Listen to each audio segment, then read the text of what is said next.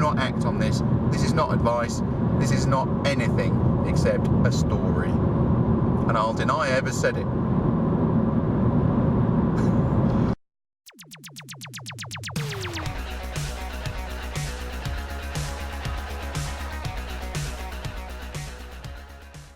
Today I'm going to see a retailer, an online retailer of white goods. Washing machines, fridges, freezers, you name it really, anything electrical. And so in theory their main competitor is Currys and places like that, which of course is a terrifying prospect online, because they will have, 5-figure, 6-figure online marketing budgets.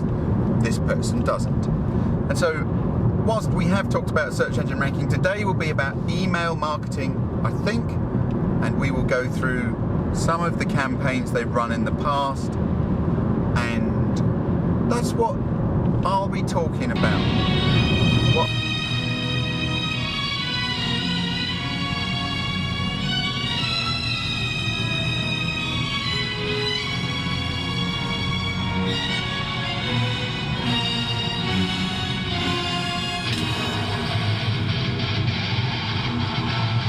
Okay, I just left the white goods retailer where I discussed email marketing for 2 hours, and I enjoyed the meeting, don't get me wrong, and we had a cup of coffee and talked about life and things, but I have to say email marketing is so boring.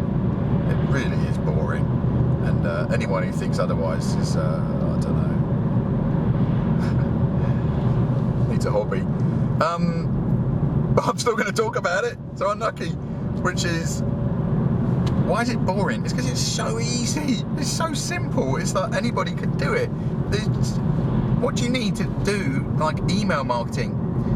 I need some emails, kind of a given. I can buy them, or I can just export the email. That's a good idea. Export the emails from my address book on Outlook. If you haven't ever done that, we did that about 2 years ago. We ended up with 1,000 emails of people we'd met or spoken to. I thought, oh, well, that's good. So we emailed them, obviously. So, I get emails from lots of sources. I can buy it, or I can export it from my address book, or I can find them. Get emails. Write email. Newsletter. Content, which is basically a picture and some text. Put email, picture and text into newsletter in MailChimp. That's not very hard to do. That is actually cut and pasting. Hit send. That's actually simpler than cut and pasting. Wait and see what happens. People who click, people who open. Ring up people who clicked. Take money. Repeat process. It's pretty boring, but highly effective. And I don't know a single business situation where done properly, and I just told you how to do that, done properly, you do not make more money than you spend. Now, you can't say that about many things in business. However, email marketing does come with baggage, and that's what I will talk about. Where do I get my emails? Well, I said, you buy them from a database provider, you export your address book from people who you've ever communicated with, or you go and find them yourself. That's not hard, right? I just go to any association website and there'll be like 100 emails of companies, and I import them into MailChimp. Other email software is available. But am I allowed to do that? Am I allowed to send an email to people who did not ask me to send it to them? And this is a very contentious issue, I think. And when I do the training for online marketing, we get onto the email section, this is what I say. These are the things you are not allowed to do with email marketing. You are not allowed to spam, which means send an email to someone who didn't ask for it. An irrelevant email. Well, any email. Well, that is kind of the regulation. You're not allowed to spam. And technically you will be if you send out correspondence to an email address who did not opt in or ask to receive it.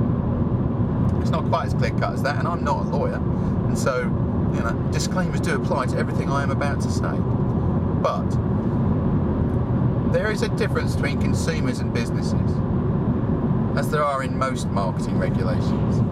You most definitely cannot email consumers with without permission.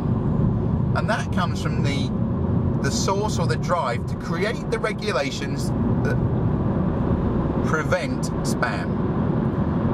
I know what these are because I rang up the Information Commissioner's office once. I was working with somebody up in North Devon and he was sending out 200,000 emails twice a month. Which to me was an astronomical number. You know, I thought, blimey, makes my number seem a bit insignificant. That's what he did, and it worked brilliantly.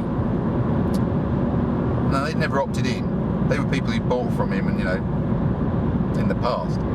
Anyway, he buys this new company and there's another 200,000 emails. So in effect, the opportunity is to double your sales with overnight. And he says to me, what would you do, Elliot? Would you send this email, or would you not, you know? Would you add them to the database? At which point, being the brave, brazen, confident, direct person I am, so I'm not saying, I'm not telling you, there's no way I'm making that decision for you. And so I said, what I will do is I'll ring up the Information Commissioner's office. They'll give us an answer of sorts, and then you can make a decision based on some facts, not hearsay. So I ring up the Information Commissioner's office, and I will put their phone number at the bottom of this video. Tell them straight. I said, you know, this is the situation. He's bought a new company. There's 200,000 emails. They didn't sign up to receive any correspondence or marketing. He'd like to contact them. Where's he stand? Now, this is what they said to me. Do not act on this. This is not advice. This is not anything except a story. And I'll deny I ever said it. I ring him up. The Information Commissioner's officer says to me, these laws were created for companies like Tesco and John Lewis and massive companies in the UK who would abuse email marketing, who would spam millions of people because they can, and they needed to be stopped. And so the consumer protection created spam regulation. In the UK, the laws are different in different countries. Canada, you can't send out anything. It's just too risky, right? Which means I can, in theory, email businesses. Or I'm certainly safer to do so. Although you've got to be careful there, right? A business, a sole trader as a business is often viewed as a consumer when you do direct marketing. So be careful. So he says to me, that's where these regulations came from. In the case of your customer, who's obviously a small business, I'm thinking, small? He sends out 200,000 emails twice a month. Oh my goodness, what's that make me? Minuscule. He said, you know, I wouldn't really worry about it too much. I mean, I paraphrased a little, but his argument was, what is the risk of prosecution if you are sending out emails to people who are interested in the topic, a relatively small number, not millions, and they have an opportunity to unsubscribe? What is the chance of prosecution? Well, technically, there is a chance of prosecution. However, the drive of the Information Commissioner's office and their limited resources was to keep Tesco, John Lewis, Morrison's, these monster companies in check. Not my contact in Ilfracombe. I'm rubbish at this. Ilfracombe. Yes. So I go back to see him and I said, this is the situation. That's what they said to me. I'm writing nothing down and I'll deny I ever said it. You do what you think. This has nothing to do with me. I've just made the anonymous call for you. So he sends them out, gets a positive response. Hardly anyone unsubscribes because it was technically spam, but in reality, not quite. They'd signed up to something similar in the same sector. They were interested. And that's my theory on email in general. If I send you an email or any message and I know it's of interest to you, you will not object because you will value the content in the email. If I follow that rule and that condition, then I really should be okay, unless I'm sending out 5 million emails a week, in which case, well, no one's okay. Don't take my word for it. If you're not sure about email sending, ring up the Information Commissioner's office. I'll put their number below. In fact, they'll probably be delighted to hear from you and ask them. Say, this is how many emails I've got, what would you do? And they will give you a real-world answer, apparently. Well, the guy I spoke to did.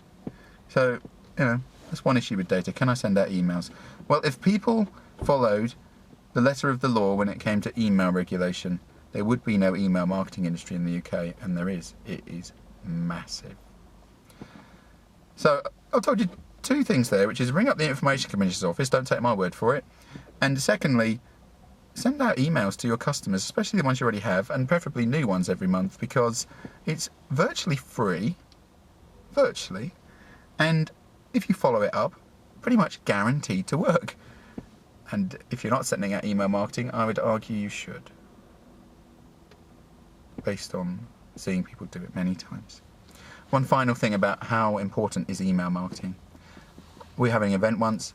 I send out 50 names of qualified leads. By that means I sent out the email, they click things, I saw who clicked what, I put it all together, I spent a lot of time getting this list ready, give it to telemarketer. She rings up 50 names, she gets me 10 sign-ups. I'm pretty happy with that. I then run out of time, there's a couple of seats left on the event. I think, I haven't got time for another email. I'll just give her 50 names of people who've never heard of me or I've never contacted and say, ring them up. So she gets the 50 names. She rings up 50 names in exactly the same way, gets me 10 sign-ups. Might as well have not sent my email. Ah, dear. Live and learn. The power is in the phone call.